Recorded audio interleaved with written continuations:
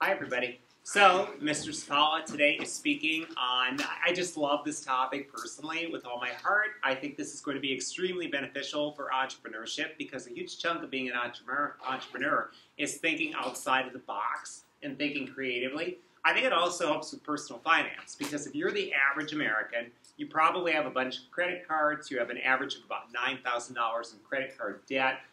You're just basically like hoping that Friday will be some fun and half of all Americans don't like your job. Let's be in the other half and let's not have all that debt.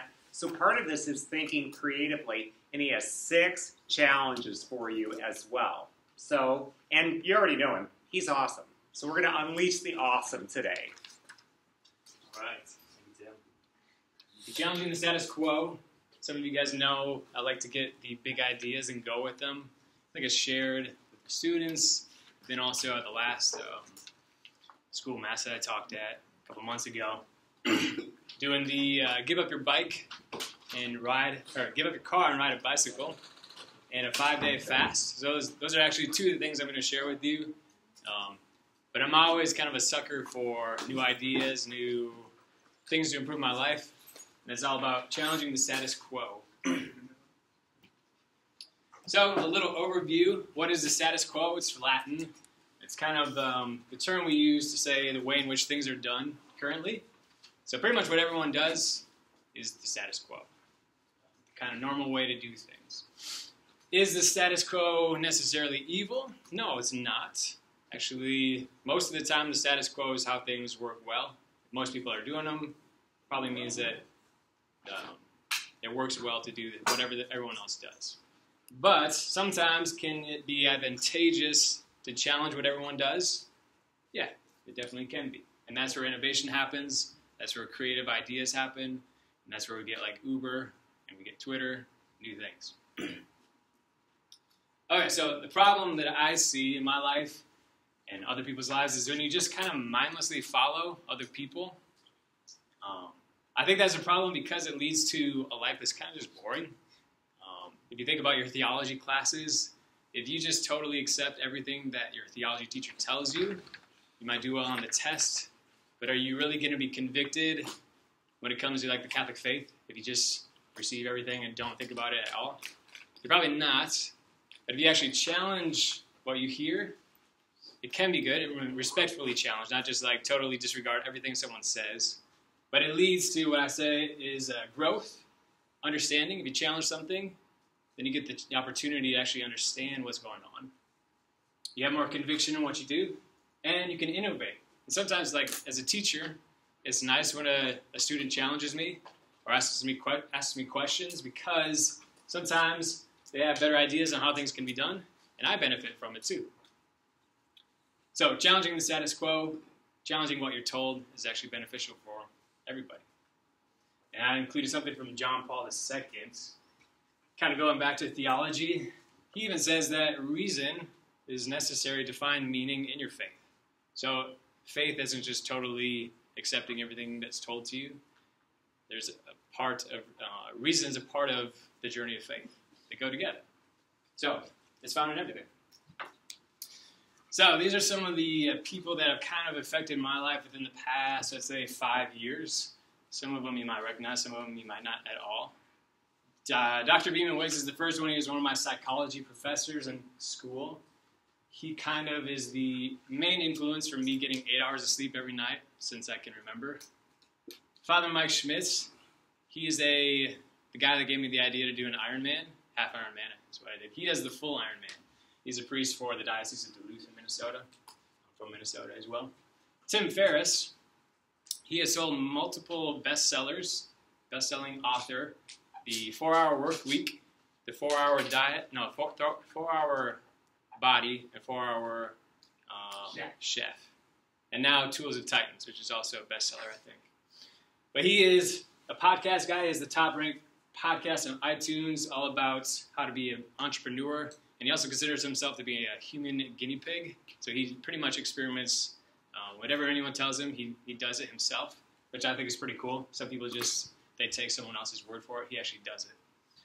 And Mr. Money Mustache was actually on Tim Ferriss's podcast on iTunes, and that's how I heard of him, and he is the one whom I got the idea for giving up my car and riding my bike. Mr. Money Mustache retired at the age of 30, and he actually believes that most people can retire within about 7 to 10 years if you save well. So he retired at 30 and thinks most people can do that instead of 65. And he has a followers called the Mustachians. Mr. Money Mustache. So those are some of the people I'm going to bring up throughout my presentation. So I thought about many different things that I've done throughout maybe 5 years or so. These are the 6 that kind of came to mind. Not necessarily the ones that I suggest for everybody, but just some things that have worked well in my life, some challenges that I've conquered within the past few years. So the first one, graduate from college with little to no debt. The second one, selling my vehicle, primarily walking or riding a bike. The third one, complete a half Ironman. If anyone doesn't know what a half Ironman, that's a type of endurance race. 70 miles, 70.3. It includes a 1.2 mile swim, 56 mile bike ride, and a 13.1 mile run, half marathon at the end. So there is a harder one, that'd be the full Ironman, which would be double. That's what Father Mike Schmitz and his family does. Pretty crazy if you do that, I'd say. I did one of those. I'll talk about that in a little bit. Fourth one, getting 8 hours of sleep each night. Most people think it's impossible. It's not. The fifth challenge, pray for 30 minutes a day, or meditate for 30 minutes a day. And the last one, which I just did, fasting 5 days with no food. And by the way, I'm not trying to be arrogant or cocky. I know it probably sounds like it right now. These are just things that I've found to be interesting, things that I've benefited from, and I'm just here to share with you guys. And also, if you have questions throughout, feel free, or at the end. I love questions. It helps me learn.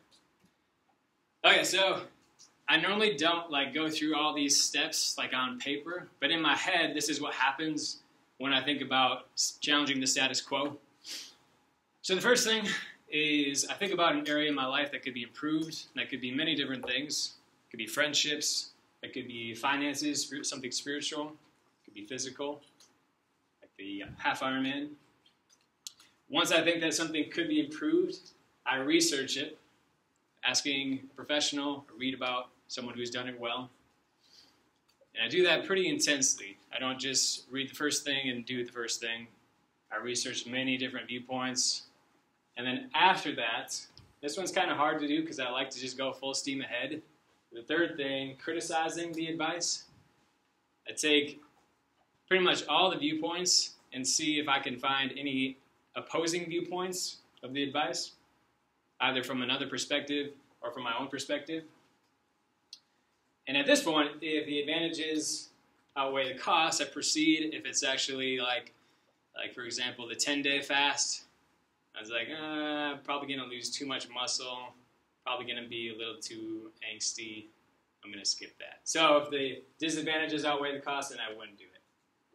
But if it's more advantageous, continue.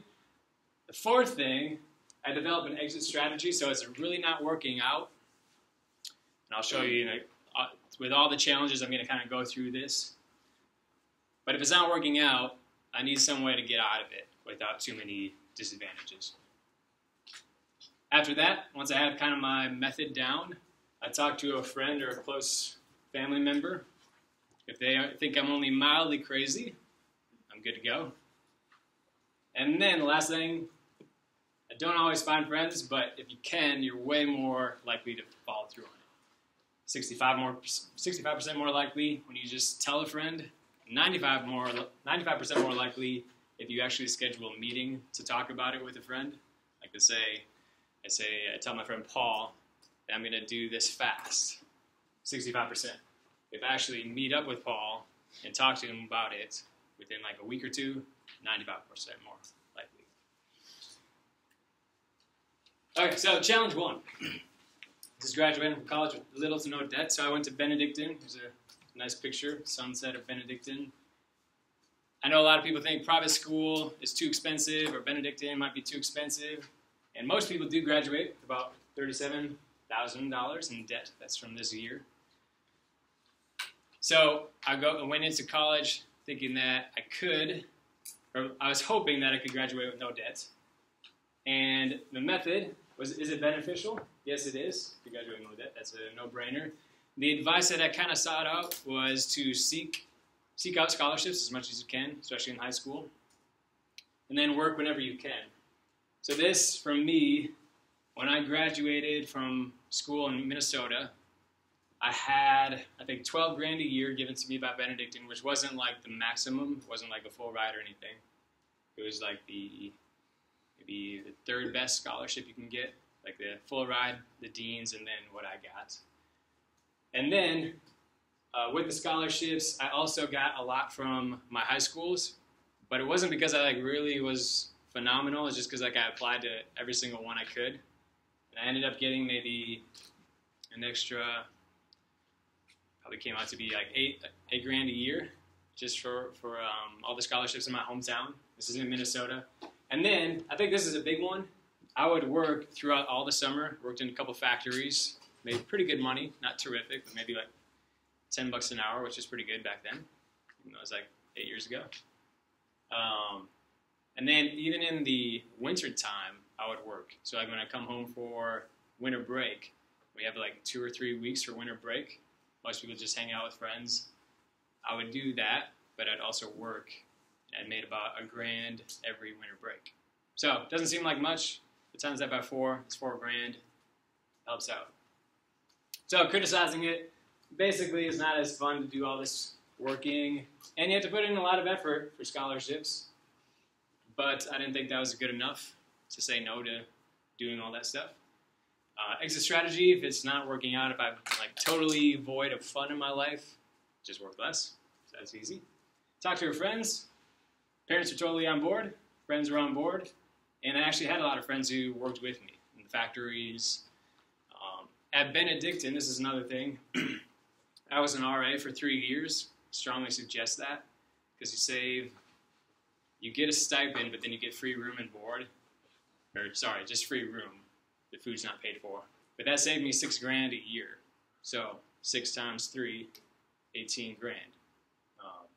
So all that kind of added on together, ended up paying off my debt from Benedictine within 6 months of graduating. So even though Benedictine is a little bit more expensive than some, it was very doable. And I only had maybe a few grand from my parents every year. So for those of you who don't get a lot of help from your parents, I think it's still possible. So a lot of working, a lot of scholarships. Challenge 2, selling vehicle and walking. I know a lot of people are kind of interested in this one. So the reason why I thought about this one is Mr. Money Mustache. And at first, he's all about saving 70% of your income so you can retire about at age 30. And he said a big part of it is having 90% of your transportation come from walking or riding a bike. And at first, I was like, all right, that sounds good, but I don't think I could do that. Like everybody, especially like after the age of 21, and in the Midwest, since we don't have a transportation system like New York City, Chicago, that kind of stuff, it's kind of hard not to have a car.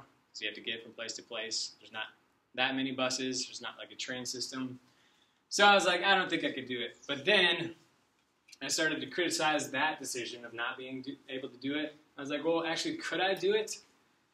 And I thought about like the fact that I come here, it's only 8 miles away. It takes about 20 to 30 minutes on a bike. I could do that.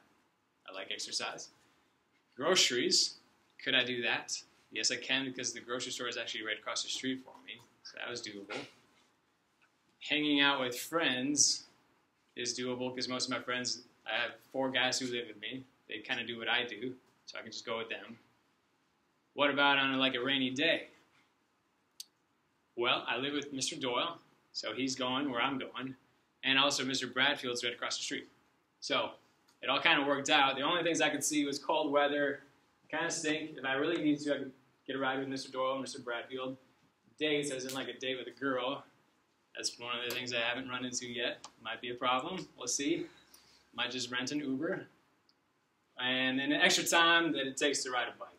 So those are the main things that I found to be detrimental, but I didn't think it was outweighing the advantages of riding a bike and selling a car.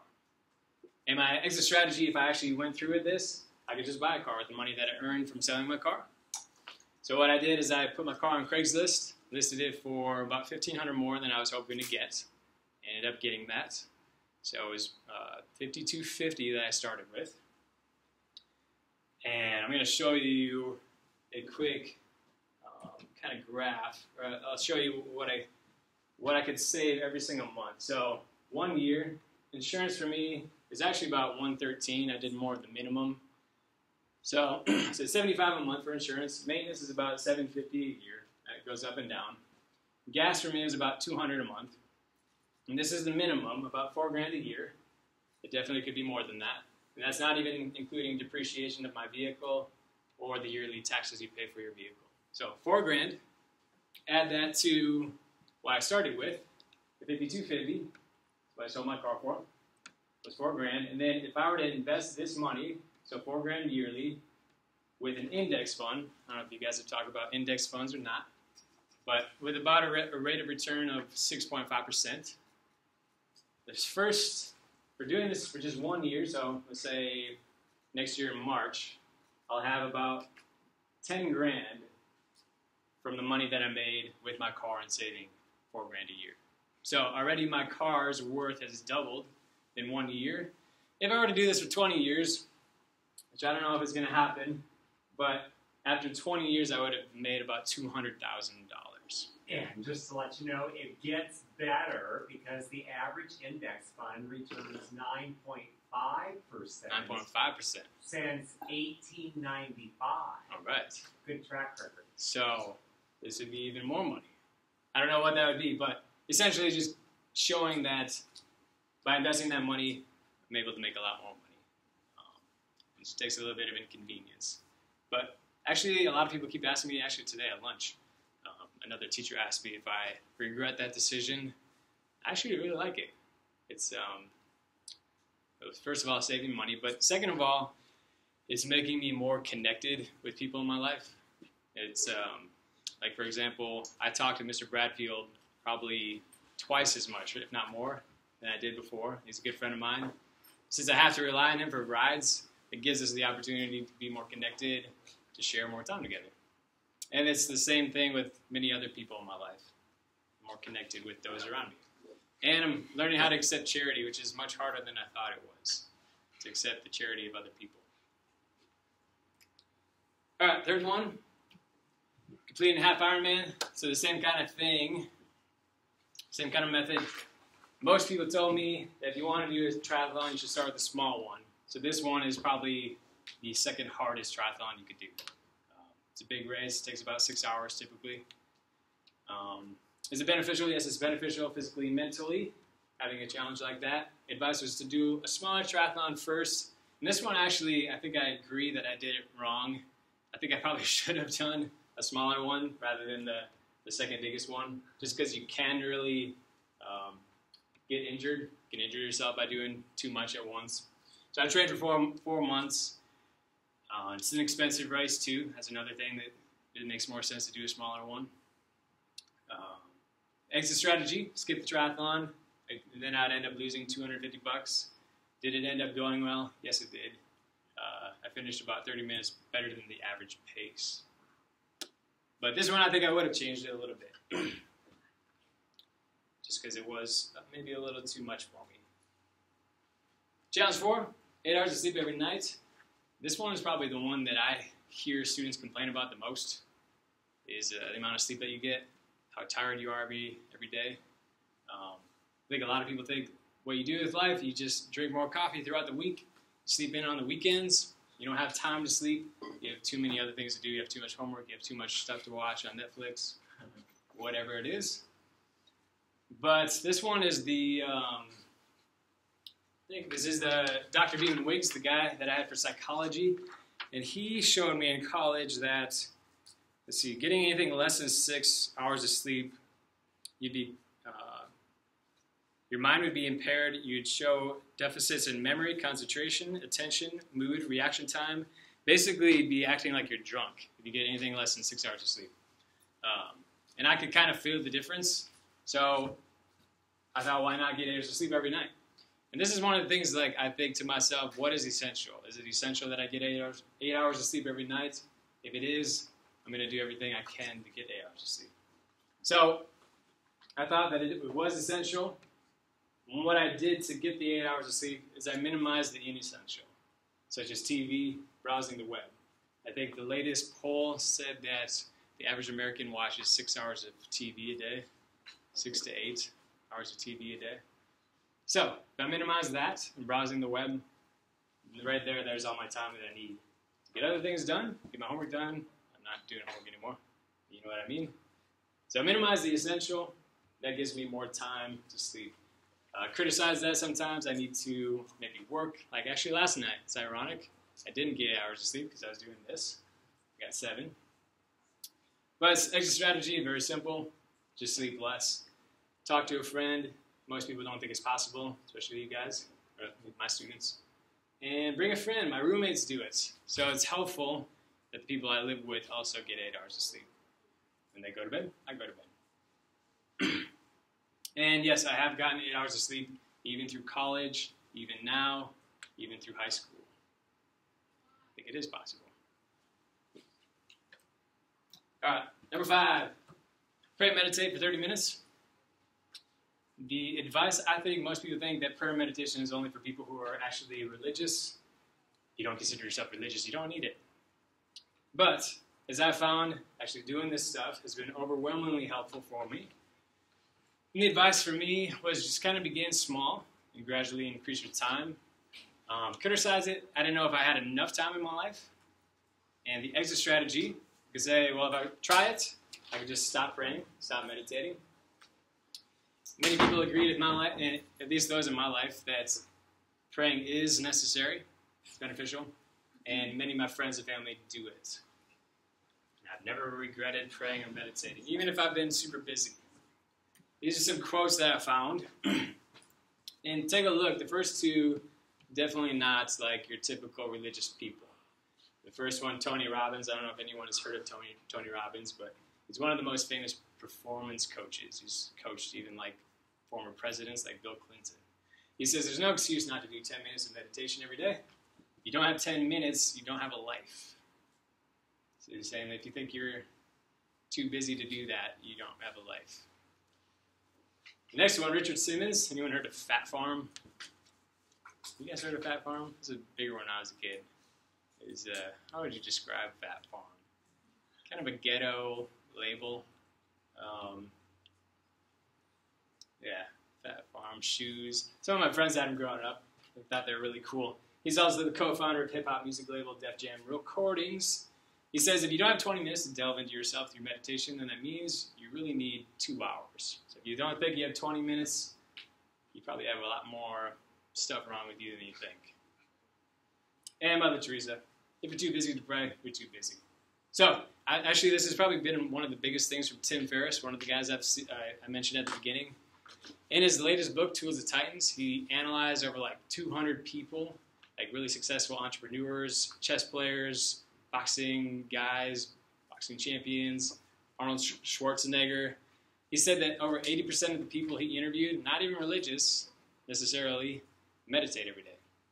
Over 80% of people were just like secular. Which I found that to be totally a total confirmation of the necessity of it. So even if you're not religious, people still meditate and take time just to chill out every day.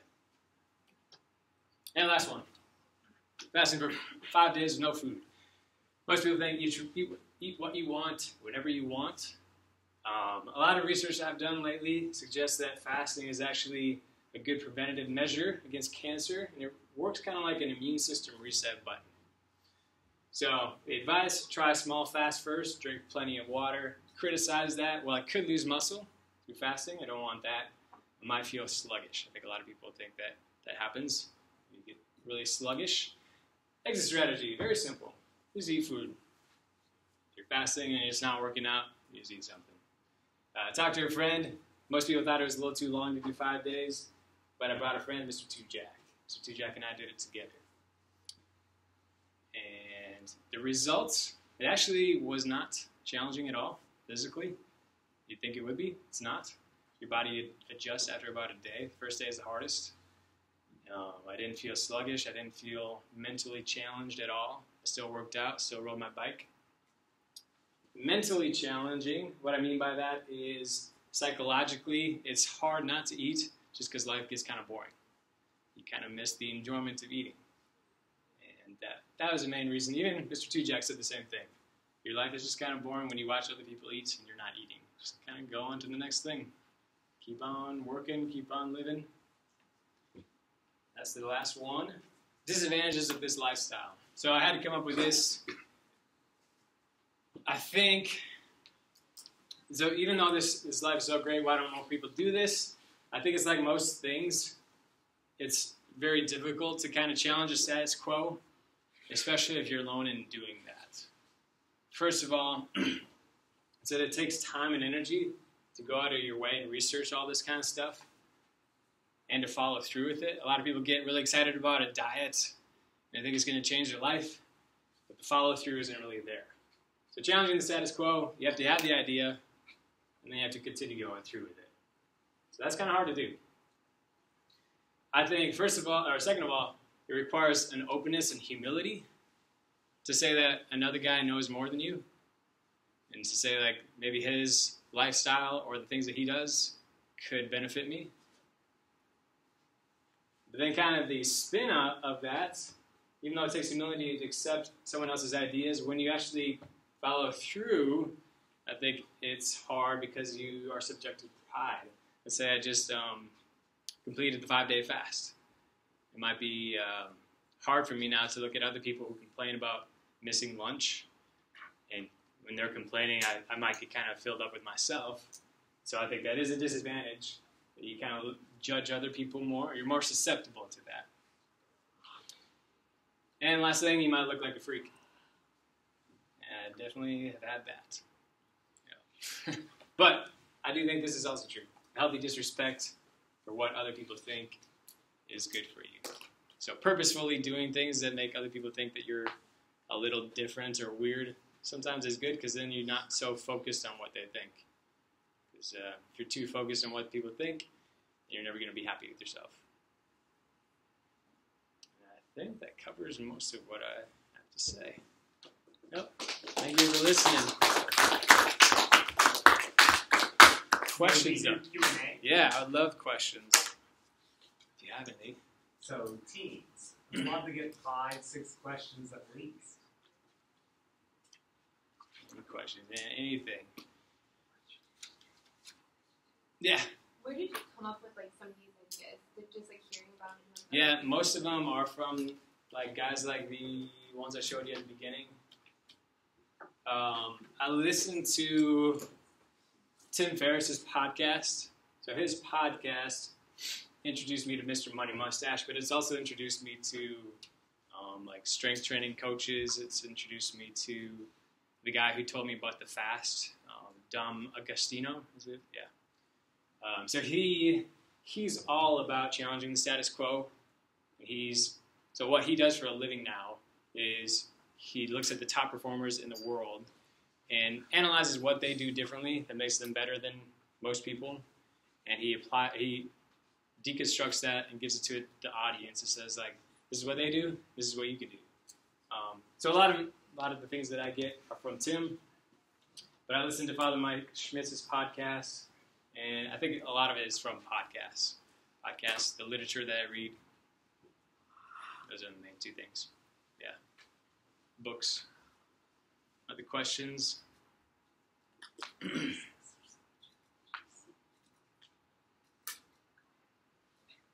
Yeah. What's the next challenge you're going to do? It will be, I think I'm doing a 12-week course on, it's basically learning how to control my immune system. Tim, I think I told you about this. Yeah, I want to read more about that myself. There's a guy named Wim Hof, and he claims that you can control your immune system, which would be a pretty big breakthrough in science. What he does is he controls his immune system through breathing techniques and cold therapy. And he has shown scientists that they've injected him with a bacteria, and everybody else they injected with that bacteria into, they got sick within, I think, an hour. And he was able to show them that he could suppress that within 15 minutes just based on his mind. They thought he was just an outlier, so they studied him in New York, studied him in Finland, a couple other places. They thought he was an outlier, but he's been able to teach people how to do that within 4 days. So he has a course. I'm thinking about following in it. He just has like incredible unity with his own body. So I think it'd be cool. So Wim Hof, 12-day challenge. It's a lot of cold showers, a lot of ice baths, breathing technique, holding your breath. You know, he's climbed Mount Everest, I think, without a shirt on. He went swimming underneath sheets of ice, and his retina froze, so he couldn't see. He's like blind underneath the ice swimming. He couldn't find the hole. Eventually, he just like kept like banging on the ice and found the hole, and he got out. He's not blind anymore, but he has like the world record for 2 hours in ice, like his head exposed, rest of his body in ice. He can control his like core temperature throughout the whole time. Yeah, so that's probably the next thing. Tim. How do I retire by the time I'm 30 if I'm a St. James student? Yes. So Mr. Money Mustache says that you should expect to save 70% of your income. So I think it's even possible on a teaching salary, depending on whether you have a family or kids. But saving 70% of your income, I think even for me, if I continue doing what I'm doing, I could retire within 12-ish years. That means just like living on my own for the rest of my life. Will I do that? Probably not. But yeah, saving 70% of your income, a typical American, I think, if they save well, saves 20%. So he's all about reducing overconsumption. Americans love to consume. We love to buy things on Amazon, the store. We love to buy groceries. And we don't really use all that stuff. So whatever inspires joy is what he's about. So if something actually like brings you joy, you could buy it. But if it's actually something that you're going to regret, don't buy it. So something I do is like on Amazon, I've had a problem with like just buying things on Amazon. For now, I just put something in my cart or wish list for a month, come back to it. If I still want it in a month, then I go ahead with it. Most of the time I actually don't. Which is nice, save money. But yeah, saving 70% of your income is how you do that. Yeah. Other questions? Yeah. I have one more. Yeah. Who has been your biggest fan, who's cheered you on as you biohacked your own body and done other crazy things? And on the flip side, what has been some of the worst disapproval that you've received? That's a good question. I think you're a big fan. Some of my friends, it kind of depends on what it is.